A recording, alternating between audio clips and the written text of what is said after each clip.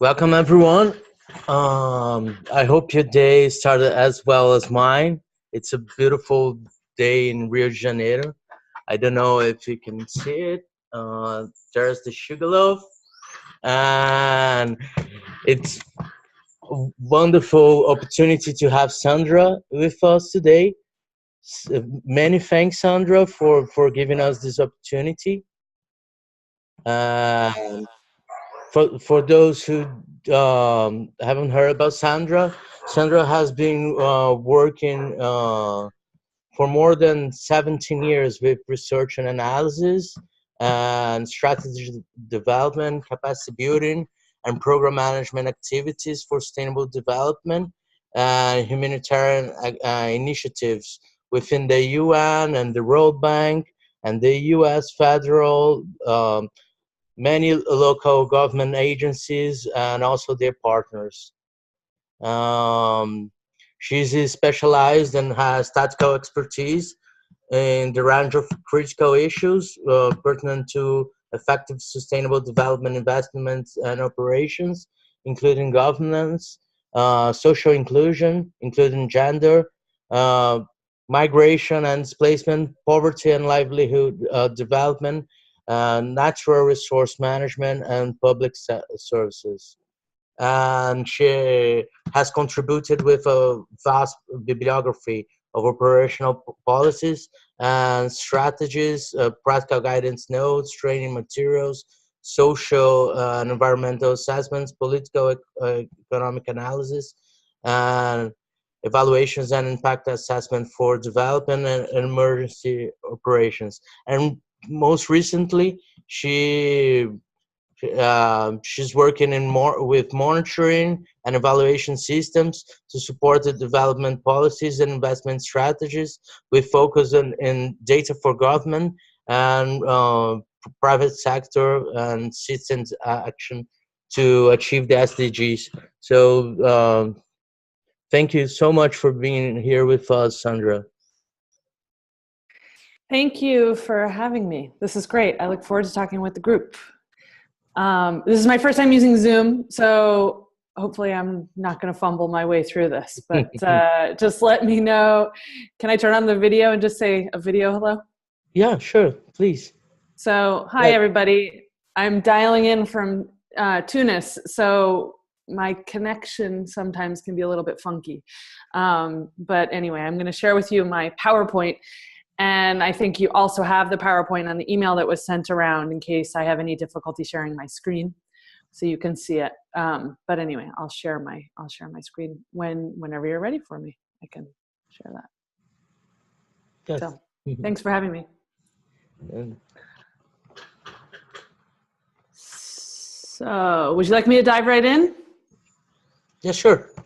Okay, so let me find, okay, hopefully I'm doing this correctly. Can you see my PowerPoint? Yes. All right, and just my PowerPoint. You don't see the pictures of yourselves that I see, right? No. Okay, good. All right, so I'm gonna jump right in because I know we don't have a ton of time and this is a huge topic. So I want to skim over some things about sort of what we're doing at SDSN on data, localized data initiatives for the SDGs to support SDG implementation. What I'm speaking about really stems from the USA Sustainable Cities Initiative, which was a pilot effort to localize the SDGs in American cities. We worked with San Jose, Baltimore, and New York, most intensively and technically with Baltimore and San Jose. So in doing this and trying to operationalize the SDGs at a local level, when this really is a global agenda that initially focused on national level action and reporting, you get into all sorts of technicalities about how this really is done at a local level. How do you translate all of this, these goals and targets for local action? How do you monitor them locally? How do you connect this to national initiatives and so forth?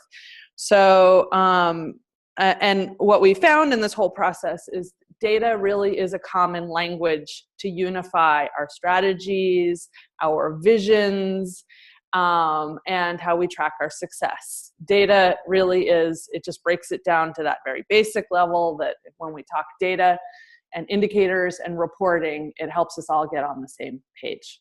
So with that, I'm going, let's see. All right, so we all know, I'm just sorry, going to move some of these things that are on my screen around your faces in particular. So sorry, so I can read everything. So I'm going to skip over some of this introductory stuff, which you all know the importance of city action, that this is something that Ban Ki-moon said early when all of the SDGs were being negotiated, that, you know, if cities don't act, this is never going to be achieved. So, and that's why we're all doing what we're doing, focusing at the city level for SDG implementation. So cities are major actors in our economy, in our national economies. So we're dealing with very focused and localized climate risks, crime and violence, specific poverty, and socioeconomic challenges, and so forth. So these national level policies, the point of local action is we need to tailor these policies and strategies down to local circumstances. And when we're dealing with cities, we're dealing with a high concentration of populations and economic activity and so forth. So this is really significant that we focus our efforts at the local level. Why localize SDGs in cities? Urbanization trends. This something I always want to point out to people. SDG 11 is not everything that matters for us when we're working in cities. That was a way to get cities into this dialogue about SDG implementation. But when it comes to implementation, I'm going to talk about 17 goals. We've got some literature that says 90 of the 169 targets are relevant for city action. And then a portion of the indicators are relevant to city action. I'm going to get into some of these weeds as we go along.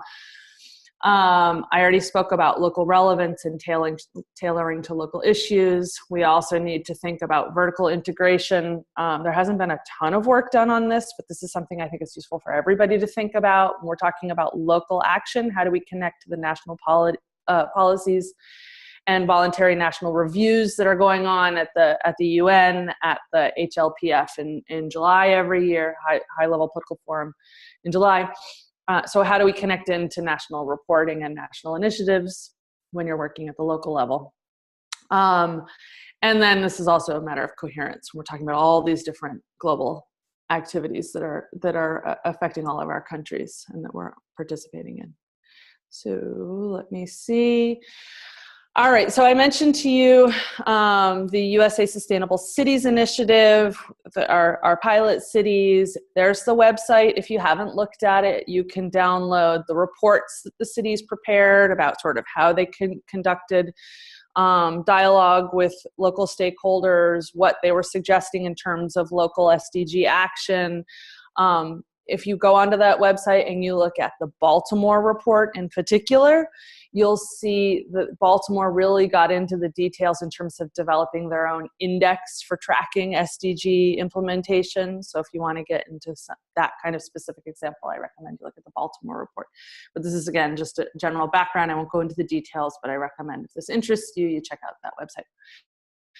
So some general lessons that came from working in these cities, and also talking, because we got a lot of reaction from people working in cities around the world, because there are activities happening around the world, as you all know, because you're involved in them. But our community of practice working on SDG implementation at the subnational level is very diffuse. We're not well networked. Perhaps you all represent the best example of a network to talk about city action. But of all of the different UN agencies, the organizations within different countries, academic institutions, all the different parties that are working on subnational implementation of the SDGs, we're really not coordinating ourselves and sharing our knowledge and our lessons very well. So far, we don't have a hub for that. Hopefully, SDSN, we will be setting up such a hub and such a community of practice in the coming months. So stay tuned for that, because you should definitely stay involved in that because of all the work you've already kicked off yourselves through the fellowship. Now, there are 3 areas. I'm going to walk you through an exercise that, remember, this all comes down to selecting to data and tracking progress. So this 3-step exercise that we went through in the cities: alignment, measurement, engagement. These are not discrete activities, they all overlap, but it's roughly those 3 categories, and not exactly in that order, but let me explain myself. So now, again, I gotta click forward. I just wanted to point out, as you all know extremely well, every city has a different context. So SDG implementation is going to be extremely different from place to place based on what's your population, what's the capacity of city government. Look at this at the bottom line of this grid. How many New York City employees there are, 390,000, versus in San Jose, 4,700. You got capacity issues. This also relates to data. When we're doing any data initiatives, when we expect any city to be a part of these data initiatives, there's a capacity question. But this graphic also shows you that the data points, the things that a city will want to follow up on in terms of data vary because the city context entirely varies. And then here's just our graphic of what we're all trying to achieve is for the city to take this brand and make it their own so that they can develop their own strategies. Okay, so alignment.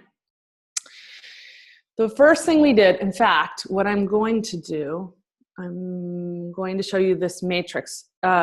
First of all, we did a matrix exercise in each of the cities, okay, to map out. So you take something like the city master plan or the sustainability strategy, or in Baltimore, they took a series of sector strategies, one for education, one for coastal management, one for, I don't know, you name it, name a sector, going through these strategies. And here you have in blue, the SDG, the target, and the official indicator from the IAEG. And then that last blue blank column is the city target that's stated in these documents. Hopefully this is a quantifiable target, because when we're dealing with data, that's what we're trying to do. It needs to be a quantifiable target. But even if it's not quantifiable, you put it in this column so that we can work with it from there. Then on the green side, we've got all of these things in terms of developing data for tracking progress towards that target. Okay, so this is the exercise. Sounds really rudimentary, very tedious, very important, and was a very important way to get discussions going in the cities. What we did in each of the cities is we had an academic partner that helped fill out this giant matrix for the city, and then this helped people working in the city on these initiatives understand, okay, we're not reinventing the wheel. This is what we're already doing. This is how it aligns with the SDGs. This is what we're not doing that we need to fill the gaps of if we want to achieve all the SDGs that we determine are important for our city, right? So this is a really good way to help develop that common language. Again, we're getting down to the details of indicators and data. That is our common language to facilitate communication among all of the local stakeholders as we develop these strategies. So to my point on alignment, you can do a real-time assessment of strategies that are in place, or it could be a strategy that was already implemented that you could go through in terms of doing this mapping exercise in the worksheet, and then determining these areas for action, and also considering ways to integrate with the other global agendas, the Paris Agreement, and for example.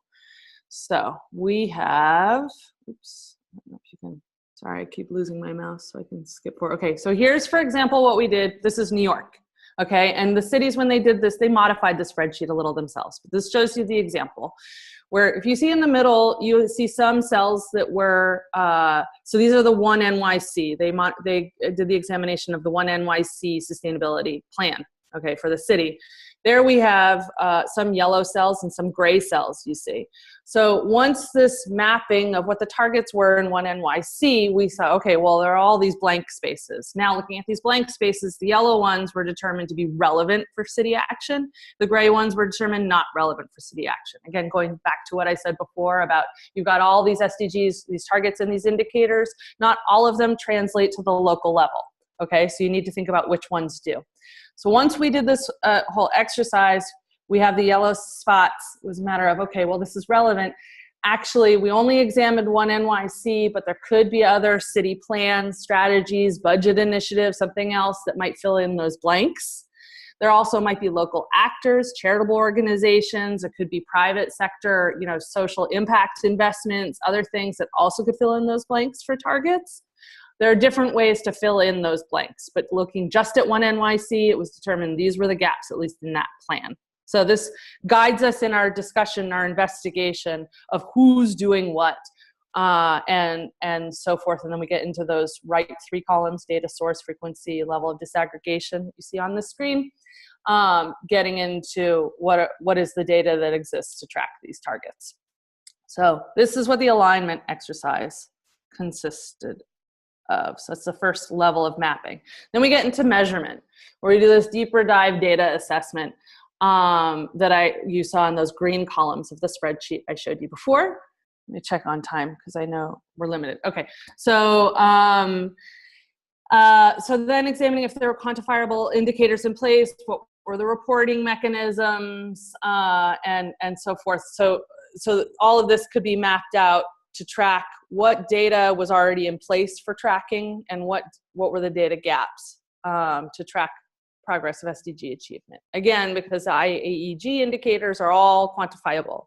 So how do we achieve that at the local level in terms of tracking and reporting? So once we've gone through that kind of spreadsheet that I showed you there, and we see all these data gaps in terms of tracking our progress on these indicators, there's sort of 4 approaches that were determined relevant for trying to fill those gaps. First, top down, which is what this spreadsheet kind of illustrates. You've got the IAEG indicators, and you think about, okay, how do those apply to the data systems we have in place in the city? Maybe your city has a data portal, like New York has a huge data portal that's growing every day, and they have an open data policy they've put in place so they can continue to grow that data portal. It's supposed to bring together all the different data that's being reported from the different departments, from everything from waste management to school enrollment to everything into one portal. So it's a matter of saying, okay, here are the official indicators, and how does that align with the data systems we have? Okay. Or the second one, bottom up, you've got, okay, here's the data system that we have, our data portal or our annual report of some kind or whatever it might be, and go and examine how can we link that up to those official indicators. All right, so it's starting to get into a little more creative space about connecting what we have to what is officially expected. Third is adapting data that doesn't seem to fit within this rubric at all. So there might be other data that the city uses. Maybe the city develops that data, maybe it's census data, maybe they have, in the case of Baltimore, they work closely with the University of Baltimore that does a lot of data development for them to track a variety of things and services for the city.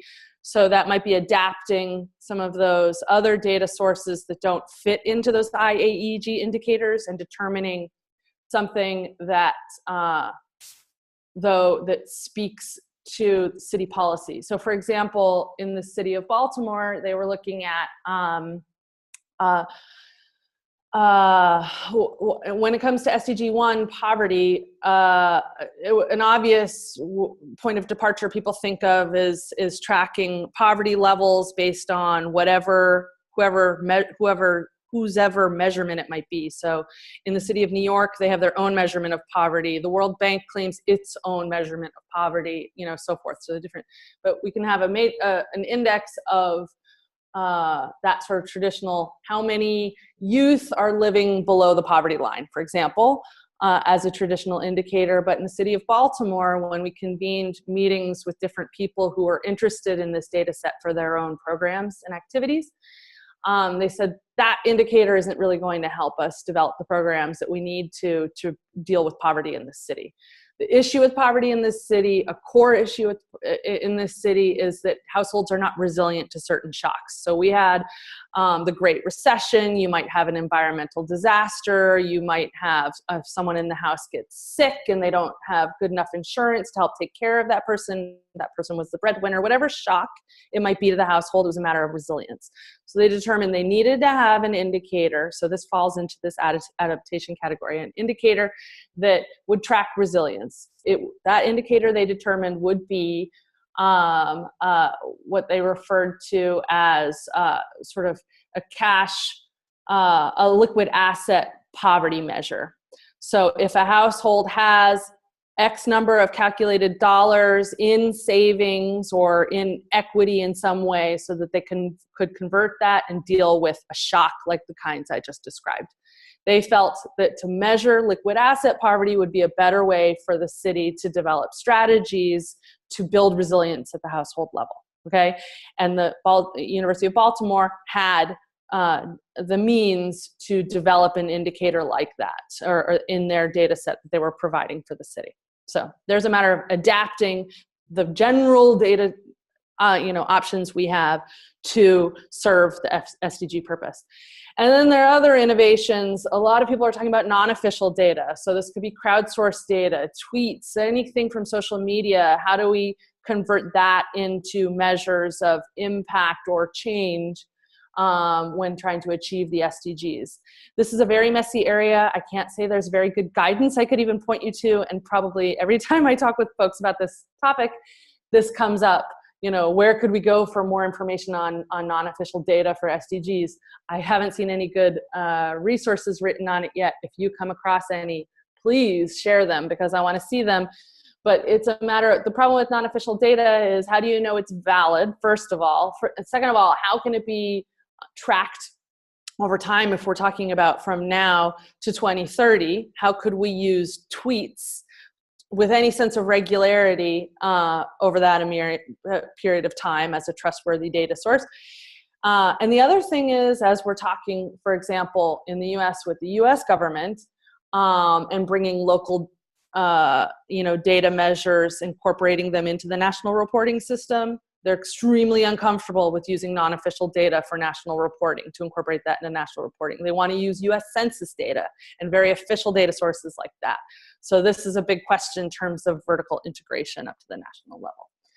So places, if you want to think about these different local data solutions, a couple suggestions: USA Cities Index, which SDSN recently released. Look at the Baltimore report that I just mentioned. And then there's also a data dashboard that San Jose developed for, that Stanford University developed for San Jose, and there's a lot of information on our website about that as well. And if I have time, I'll get into some of that detail now in this presentation on the San Jose dashboard as an example. So when it gets into measurement, as I start to explain, so this is just a snapshot from the report from Baltimore. But the other thing that they did in Baltimore, this segues into engagement, which is the third part of this whole process, is as Baltimore developed their index and they said, okay, here are the different indicators we want to use to track progress. Then they convened a meeting, brought all sorts of people who were in different workshops with us, from the city government to local, civil society organizations, charitable organizations, academics, so on and so on and so on, and had them go through these posters. And they said, okay, here are the proposed indicators to track SDG achievement. Vote on if you think this is good, okay, or bad, so that we could get a sense of if people felt that those were actually useful and valid indicators to use to track SDG achievement.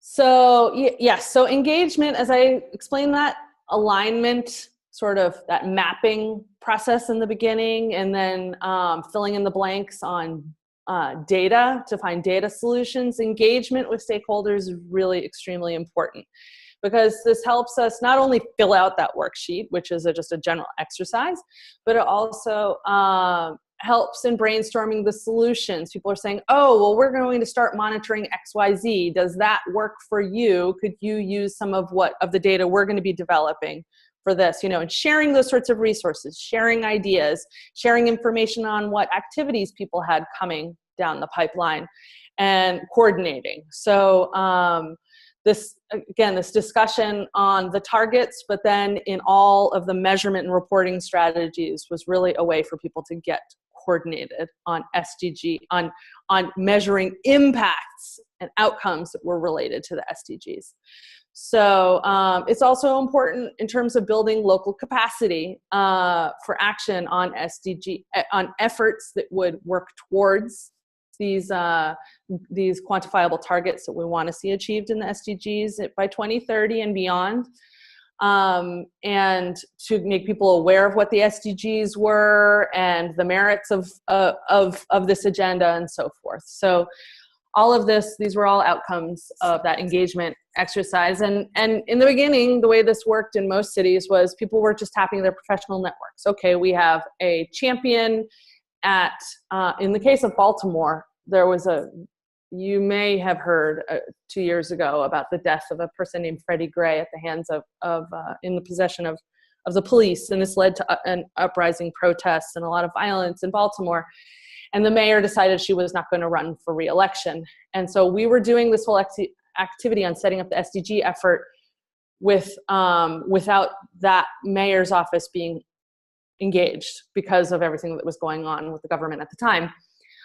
So our champions were really among civil society organizations, and the University of Baltimore helped lead the effort. So they were tapping into their professional networks.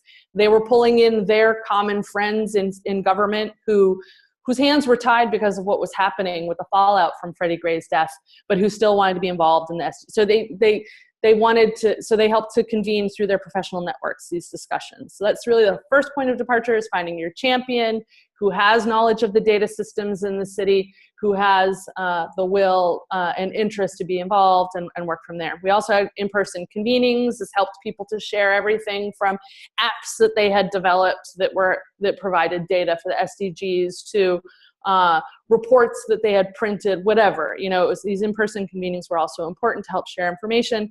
Virtual tools, social media. The one thing that the University of Baltimore did was they started using Twitter for people participating in different community meetings that had to do with local investments or any recovery from the riots or anything like that. They were taking data from social media to track people's opinions about that might be relevant to determining the best data for SDG tracking and so forth, and also to help coordinate all these micro initiatives that were happening in the city. In San Jose, they developed this model data dashboard that so that the public can access the data and understand where they're at their city block level, how they relate in terms of achieving SDG targets and stuff. So there are also those examples of those types of online dashboards to get people engaged. And then endorsements was something else that the city of Baltimore did in terms of getting people to sign on to these letters. Here you've got this Transportation Alliance letter. You see the screenshot there, where organizations were signing on these public declarations that the University of Baltimore then promoted, saying, okay, we will take here SDG 11 as something that we're going to shepherd. We're going to help provide data for it. And they really were promoted as a champion for SDG 11. There you've got at the top left there, the New York City used social media also as a heavy way to do consultations on the content for the SDG, for the One NYC plan. Now, I will skip through quite quickly the SDG data dashboard for San Jose, in case this would be an example, a real practical, tactical example for people to see. Just keep losing my cursor here to skip. Okay, so then, so the data dashboard. So in the city of San Jose, they decided after doing this alignment exercise that I showed you, the spreadsheet, which looked at the master plan, the city master plan, which goes to 2040 actually. Then they said, okay, now that we've done this assessment of the master plan, what are the current strategies for the city that are under development that relate to the SDGs? One of them was a new environmental sustainability plan. So they said when they put out the request for proposals for consultants who would work on the environmental sustainability plan, that's PricewaterhouseCoopers is now working with the city on developing that plan. When they put out that RFP, they said, okay, 4 SDGs we want to tackle in this sustainability plan: water, energy, specifically in terms of number 13, greenhouse gas reductions or emission reductions, and then 11, because, well, it's 11, it's cities, and it integrates a lot of these issues. So then once they had done that, what Stanford had decided was, okay, is they're developing this dashboard, because once the city of San Jose decided to do this, and we were working with Stanford, they said to Stanford, okay, we want some sort of public dashboard. Please go play with this idea and bring us a dashboard model that we can look at and critique and decide what we want to ultimately provide as a final product for the population. But just build us a model that we can start to discuss. So Stanford said, okay, we're going to, we want the dashboard to do a couple different things. First, we wanted to raise public awareness in terms of what it's focusing mostly on consumption. The first data sets that they were looking at were really looking at consumption. It's focusing on emissions and trying to facilitate emissions reductions. We're looking at people understanding by looking at the data how they are contributing to emissions, and therefore how they might change their behavior to reduce emissions. So that's number 2, inspiring change. And also this, once we look at citizen action, it helps inform the public officials about what the people in their constituency are doing and how policy might change their behavior. And then motivating action, like I said. So we're looking at, okay, now I know what what my consumption looks like. Now I know what I might need to do to change it. But then here, number 3, I'm going to go ahead and change what I'm doing. When I consider these data sets that they were developing to track emissions, they were looking at electricity, food, transportation, and goods. Goods, general shopping, transportation, so commuting, purchase of airline tickets, that kind of stuff.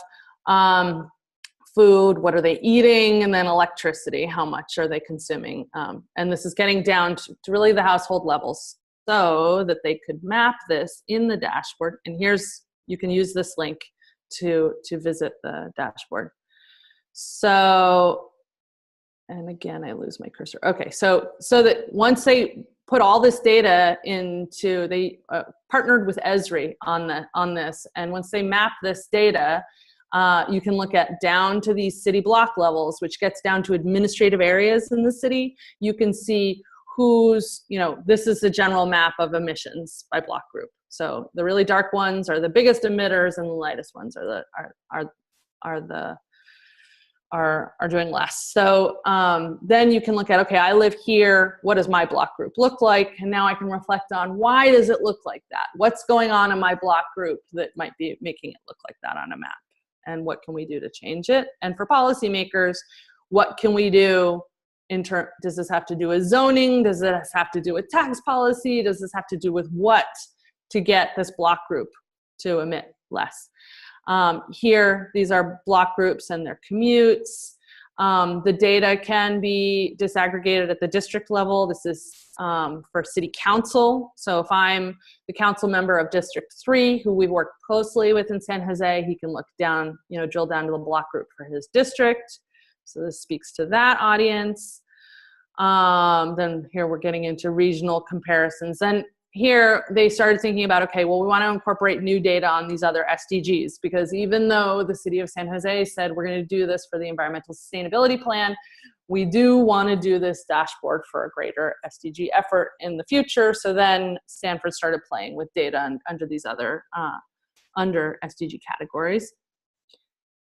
So let's see. I'm going to I want to give you guys a moment, and I know we only have a few minutes left, so I want to give you guys a moment to ask some questions if you like. But now they're going through a process of sharing this dashboard, which you can see online, and getting feedback on it, and for the purpose of really serving those communities. Yeah, you can. Here are some other resources I wanted to share it with you. So there's the website for the project I told you about, the USA Sustainable Cities Initiative. If you haven't looked at the data thematic networks work in SDSN, check out their website because they're all different data resources there on SDG tracking. A new solutions initiative that we will be launching in the coming months is this local data action solutions initiative, which will convene this kind of community of practice I was talking about in the very beginning. And we'll share some of these, sort of build a library of short briefs on data solutions that facilitate local SDG implementation. There's the URL, so you can look at the short briefs that we've prepared so far. The cities index, if you haven't looked at it yet, and then of course there's a MOOC. I think you guys actually may have had to take that, but anyhow, and then sorry for the typo. It says DG Cities Guide. It should be SDG Cities Guide if you haven't looked at that yet. So here are just some general resources library to help going forward. And I would love to hear if you have any questions that you'd like me to answer, or I don't know how you normally facilitate this, but please fire away. So I hope that's helpful.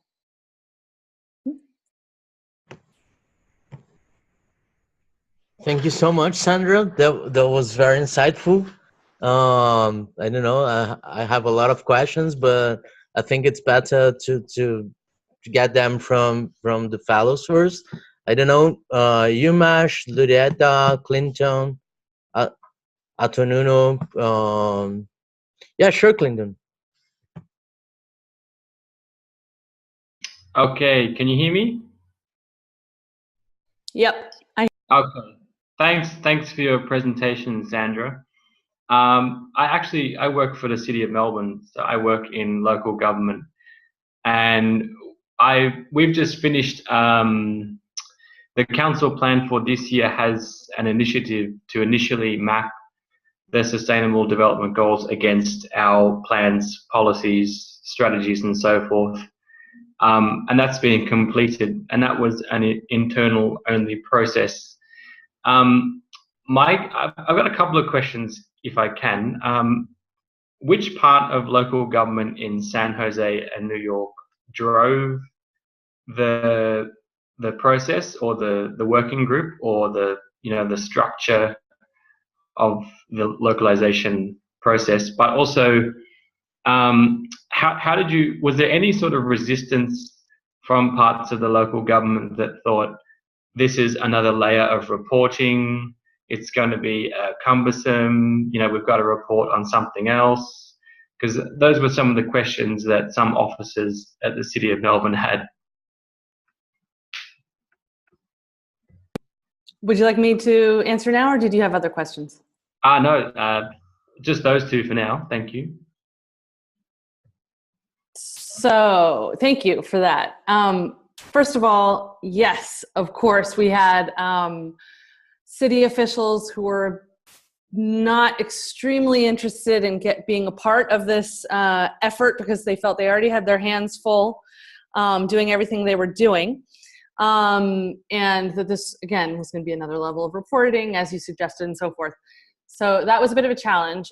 Who we worked with in the beginning, it was first a council member from District 3 who reached out to us to work on this effort and bring it. It's a very balanced city government where you have, it's not a mayor strong city like New York is.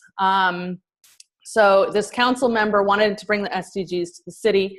But there is still some extra influence on the part of the mayor. So we worked with this council member and with the mayor's office to do this kind of assessment. It was San Jose State University that actually did this assessment, wrote the report that's available on our website. This is the importance of academic partners. They help fill the capacity gap.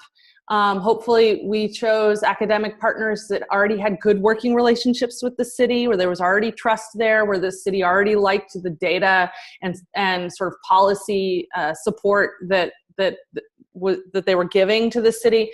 So those types of partnerships with academic institutions, or I've heard more and more people talk about, what about think tanks or other things? Yes, it could be anybody else outside city government, but to have a partnership with an entity like that that can help fill the capacity gaps is invaluable, because you will always have offices and officials in those offices who say, I just simply don't have the time to add this to my plate. Now, that's why this alignment, sort of this worksheet, was so important to help make things as efficient as possible. And where we tried to find these low-hanging fruit where we could start working on things sooner rather than later, like the environmental sustainability plan seemed to be the point of departure there. Now, because there were other things that they looked at a civic innovation strategy, which is really a technology strategy of a kind. They looked at this other youth employment strategy, and there weren't low-hanging fruit there for us to really leverage the SDG agenda. So it was the environmental sustainability plan and those 4 SDGs that I named. Whereas in the beginning, it was this very grand idea. Okay, everybody's going to do all 17 goals, and that's very hard to do. Now, another very important partner, but this is a capacity issue in lots of cities, again, is the Office of Sustainability, if there is one. In the case of San Jose, as progressive as it is in sustainability policy, they only had 1/2 of one person in the Environmental Services Department that was considered the Sustainability Office. Half of her was the Sustainability Office. Whereas if you go to the city of New York, you've probably got over 400 people working in the Office of Sustainability. And even in Baltimore, which is a very poor city, you had a bigger Office of Sustainability. In Baltimore, once the elections happened, by the way, we did get the endorsement by the mayor for the document that the University of Baltimore prepared that's on the website. And the Office of Sustainability took this on board. The Office of Sustainability is developing a comprehensive sustainability strategy right now, which will be released, I guess, maybe in January 2018. When I say comprehensive, it's not just environmental like the San Jose one is. It covers all the SDGs. And so the Office of Sustainability in all cities seems to be a really good start point if they have the capacity and the will and the interest to incorporate it into a really cutting edge comprehensive sustainability plan. But this is still a perfect model. In lots of cities, this kind of model still doesn't quite exist. But if that's an option, that's a great start point. I would say if I were to do this in new cities, the first thing I'm going to look for is that Office of Sustainability and what they're doing. So hopefully some of that's helpful. Thanks, Sandra. And interesting you say that, because that action in the council plan was given to the Office of Sustainability. Thank you. No problem. In the case of San Jose, they then developed a budget initiative to grow the mandate of this half person, but these things could take a lot of time. So they did get budget to do it, but they still haven't made the administrative changes. So, but that was one thing. I mean, that's a little bit of a win that they got budget to grow the mandate of that office. So that office can do something like comprehensive, like a comprehensive strategy. So anyway, step by step, baby steps in some places. Great, thank you. Anyone else? Alto? Nina?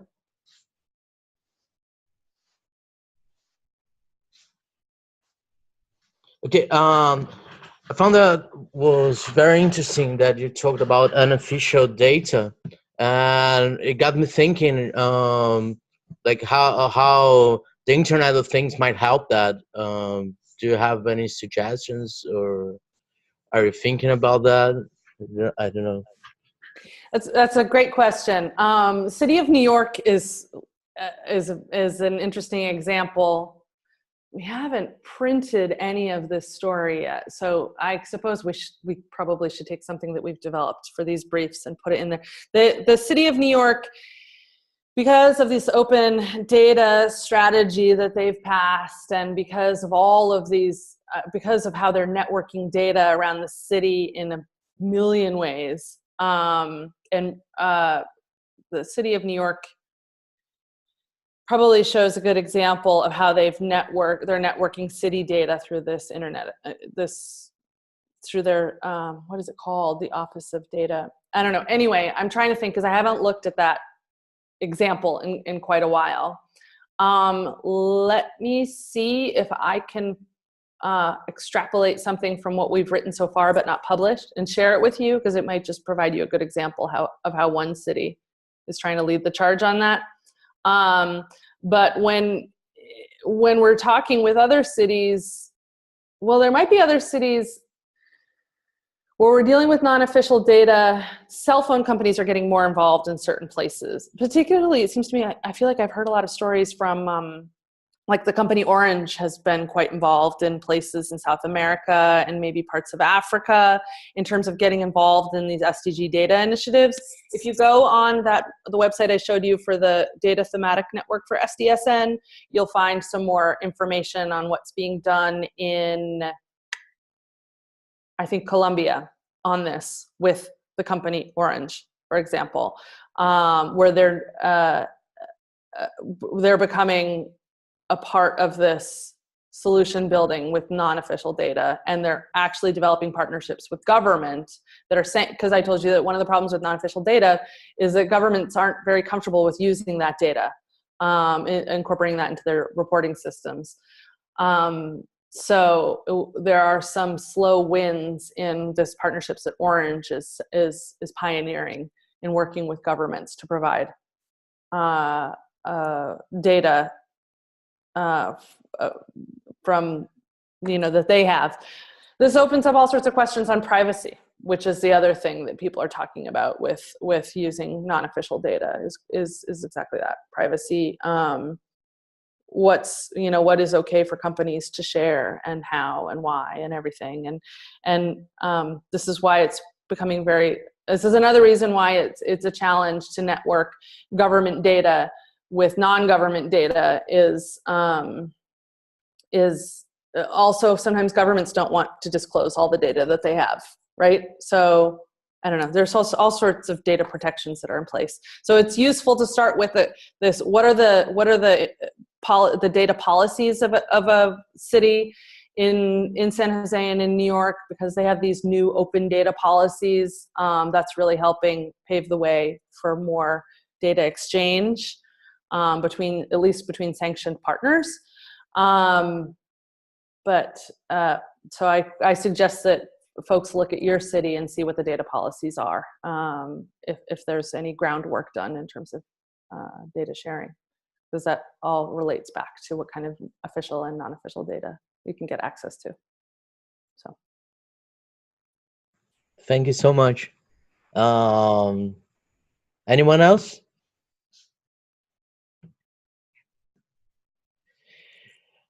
Another thing that it got me wondering was about cities that have like really poor data. How can we start with that? Like, at least in Brazil, we can. At least in Brazil, we got data from like 10 years ago, and I don't know. That's very helpful. Or, and so, what are your suggestions? yeah, so actually in Brazil, there's an initiative, hopefully, if it's not on our website now. When I showed you that link, it was the third in that list of resources on the Local Data Action Solutions Initiative. If you scroll to the bottom of that page, there is a broken link there right now for a brief on data initiatives in Brazil. Look at that. The person who manages our website, I just emailed him yesterday to fix the broken link. Keep checking it. There will be a brief that might be relevant to you. But in this case, what we're seeing in certain places, certainly in Colombia, like in Medellin, in Brazil and other places, we're seeing initiatives to build these consortiums to deal with the data problems, between bringing in private sector, bringing in civil society organizations, all different kinds of actors that can help contribute and deal with these data problems and help pool their data, build these data systems that are going to be needed to track SDG achievement over time. So that's laborious, though. We don't always have the means to convene that kind of thing. It can be a massive endeavor, right? So if I were working on like a dime, I would say I would go I would first look at what these data policies are and what that reveals to me in terms of what kind of data I might be, because it might mean that we have to start building these portals ourselves. So what data do we legally have access to, and then tap into those. I think academic institutions are also very important. They have a lot of data that's not always easily shared. They're working in an ivory tower. They might be sharing something directly with the government, but it might not be openly available in the public domain. It doesn't mean it's protected. It just means that they haven't shared it in an easy way. So I think it's important to connect with any of those intellectual bodies, if it's academics or think tanks or, you know, policy working groups or whatever, to see what kinds of data they have that could be shared. Those are usually the friendliest spaces to start to collect data sets, because their effort, their goal is to support, you know, data sharing and, you know, policy and democracy and right? That's what they want to do. That's their mandate. So I would start with investigating those kinds of groups to see what kind of data they could help. This gets into the question when I gave you the list of 4 sort of approaches to filling those data gaps, when you got your spreadsheet and you see that, like, okay, there are no indicators for anything. So it's, so if you're just reaching out to people, say, what kind of data do you have? You really might be you're not going to be taking step number 1, which is, I've got this perfect list of indicators, of official indicators. Now I'm going to plug everything into them. It doesn't work like that. We're going to be looking at, okay, here is the data that we can actually get our hands on. How does it fit into this framework of these official indicators? How can we connect those dots? And then we've got to get very creative about it. But we have to start somewhere, because we're never going to be able to do, especially at the local level, we're never going to be able to have that kind of perfect, you know, list of IAG indicators. It's impossible. So, so that would be my suggestion if you're dealing with a total void, of starting there.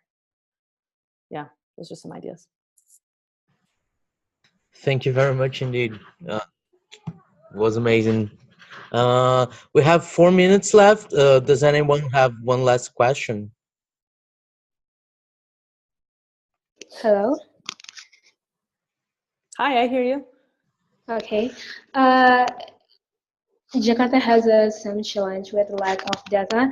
Is there an effective way to predict the news data from the older one to for using for any research, any policy research? That's all. Thank you. I'm sorry, there was a little bit of fuzz. Could you repeat your question for me, please? Yeah, I'm sorry, it's raining here. Is there any effective way to predict the news data from the other one? Because Jakarta also have a problem with lack of updating their data. Okay, I'm sorry that I can't hear you all that well, but can you tell me where you're working again? Actually, I'm architect, and I'm for completing the challenge from local pathways. I really need data, but the problem is Jakarta mostly have a lack of updating their data. So, is there any way to predict the new data from the older one? I mean, how to conclude it from the older data? So new data from, I'm sorry, maybe somebody else heard it more clearly than I did. It could be my connection. But we're looking at extrapolating new data from an old data set. I see somebody's asking if you could write the question. Maybe that would be helpful. I'm sorry, it very well could be my connection here, which can be very spotty sometimes. Unless somebody else could hear it more clearly than I could.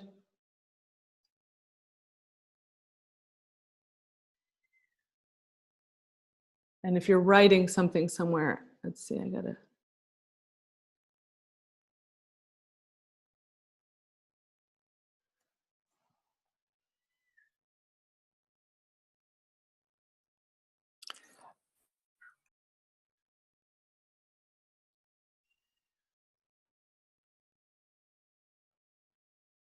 Okay, I'm sorry I'm not able to answer that question offhand if my connection is bad. All right.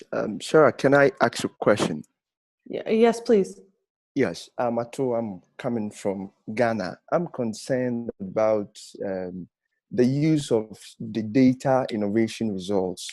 In any data innovation, it has two groups of actors. Especially in our case, the communities who experience the problem directly, and the problem solvers who are responsible for addressing it. I want to know how open, in the case of Baltimore and stuff like that, peculiar to, specific to, let's say, here in Ghana, we have a lot of flooding and a lot of disaster occurring at a minute's moment. So let's say if we are able to collect data, is it open that maybe the community themselves can be able to access this data to be able to know where to probably become first respondents to apply, let's say, emergency services? Or is it specifically open to the policymakers so that they would have to get the data and respond probably after some minutes or whatever evaluation it is? That's what I want to know. Mm-hmm. So I would say, so you're asking about the validity of data for citizen action, I think, is part of what you're asking for, Yes. or at least. So again, I think it's very helpful to look at what the data policies are if we're dealing with official data, which we know we might not believe anyway. As citizens, there's always that question. So, how public is that data? How is it vetted and approved? What are the data policies of the government in terms of sharing any official data that they have? And in terms of utilizing data that's not, what are the rules and regulations in terms of using their data that they're not producing, like from the census and stuff like that. So it's a matter of transparency in terms of our data policies, right? And I would look at what the data policies are in San Jose, and in particular because they had this really new cutting edge data sharing policy. There was all matter of rules and regulations about making all government data publicly available, and that there will be dashboards, maybe kind of like the one that Stanford developed, where they could get feedback on the data that that responds to the data that they're utilizing, right? So it's a matter of transparency and a forum where people can respond and determine, is this data relevant? Is it valid? Does it have utility? How could it be improved? So we're talking about citizen participation, not just in any kind of in administration, city administration or service administration in any way, but we're also talking about citizen engagement, responding to the data that's being used to inform these policies and services, right? So, and also the City of New York has its own Office of Data and Analytics, which houses its giant portal for all city data, which deals with all these methodological questions, the feedback process to verify and validate the data it's using, and so on and so on. So they have a specific office. Now, the City of New York is a massive government, has a massive government. So it's not the perfect example to transfer to every place. But so that's another question. If there's an office that's really in charge of maintaining data standards that ensure that data is sort of publicly vetted and approved, right? And useful. So those are a couple different ways in thinking about these cities that were ways of maybe dealing with some of the questions of validity that I think you've raised. I hope I've answered your question. Yes, very, very much so. Thank you very much. One last question I would want to find out is how easy were you able to assemble stakeholders, especially when it comes to citizens on one hand, the government, and NGOs and private organizations sharing data together? How easy was it in the cities that you've been able to innovate this data collection systems? Mm-hmm. I would say in Baltimore, it was very good because we had an excellent convener in the University of Baltimore because they were already playing this role for the city of Baltimore. So they already had convening power on these discussions because of the database that they were developing. If you want to just see an example of it, it's called the Baltimore Neighborhood Indicators Alliance. It's a really stellar database where you can visualize all kinds of city data. Sorry, for purpose of record, can you repeat that? Baltimore Neighborhood Indicators Alliance, BNIA. So if you look up that database, it's a very cool, that's the data tool that the city relies on and the University of Baltimore maintains for the city to use. Also the US federal government uses it for their local investments in the city, and private companies use it. It's a very good database. So take a peek at that. So they were very good at convening a whole range of stakeholders covering all different categories. In San Jose, it was a bit trickier because, and this speaks to the point of Melbourne maybe in a little bit in terms of trying to maintain a smaller scope for the effort or to deal with people's anxieties about the size of what the effort might become. The folks we were working with in city government were not as active in reaching out to convening such a broad group of stakeholders. So I think maybe we could have had a good broad group of stakeholders there.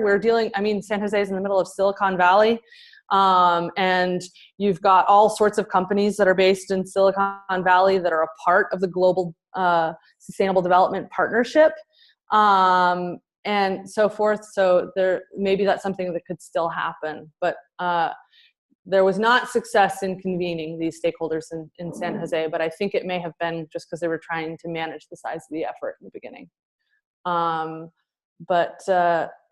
one way to look at this, but as I just pointed out, look at the Global Partnership for Sustainable Development Data. Google that. That's a global partnership that's affiliated, with, actually, I think it's the UN Foundation that manages the partnership officially. But if you look at that, look at the private companies that are part of it. Orange is one of them. I mentioned their work in places.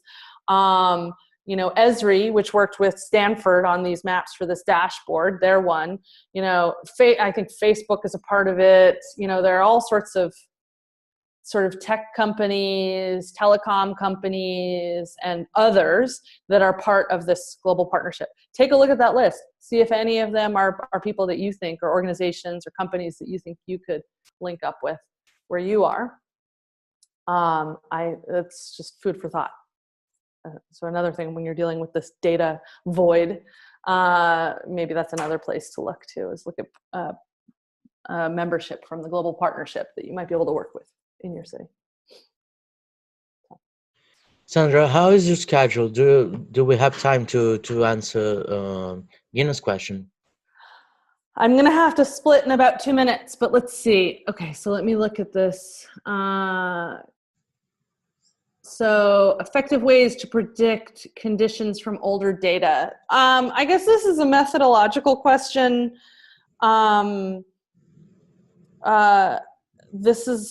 It depends on the data.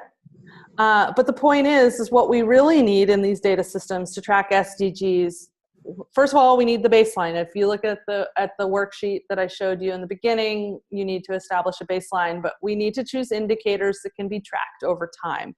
So older data, it might have some general utility, but we're trying to track progress between now and 2030 and onwards. So we're trying to look at indicators that are maintained, whether it's data that's collected, regularly by our national government in the census process, or if it's, you know, if it's data that the utilities are collecting regularly based on what households are consuming for water, electricity, gas, whatever it might be.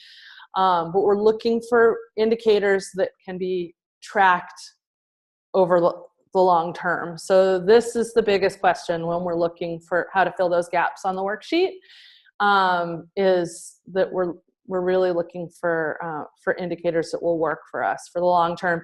And again, if you look at the Baltimore report and you look at also the Local Data Action Solutions Initiative page, where Baltimore posted a brief on there about they developed a new indicator to track SDG 16, one way to track an indicator for SDG 16 for the city, and they explain the methodology for that, what they did and how you calculate it if you want to do it in your city, all that kind of stuff.